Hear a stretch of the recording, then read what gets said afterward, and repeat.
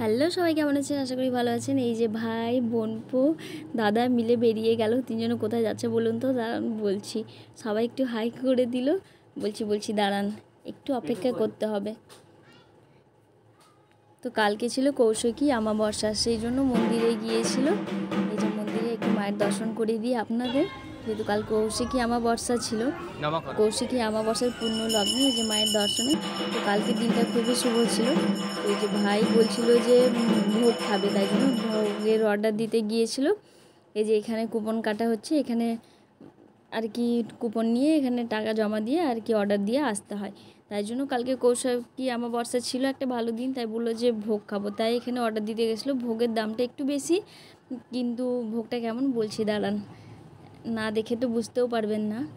এই যে রাত্রেবেলা আনতে যাওয়ার পালা ছিল আমার, তো তোজোকে দেখছেন তো ঘুম পেয়ে গেছে, তাও সে মানে যাবে, বাড়িতে থাকবে না। তো এই যে রাত্রেবেলা আনতে গেছি কুপন নিয়ে, ভোগের প্রাইসটা ছিল 150 টাকা, একটু বেশি ছিল কিন্তু খেতে অসাধারণ ছিল। এই যে এখানে নিয়ে চলে এলাম। এই যে কাকু আমাদের এনে দিচ্ছে ভোগ, 2টো অর্ডার দেওয়া ছিল।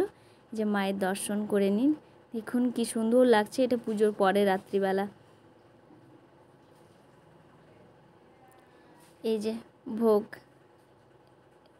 পায়েস ছিল, বোঁদে ছিল, আর খিচুড়ি আর একটা ঘ্যাঁট, অসাধারণ খেতে।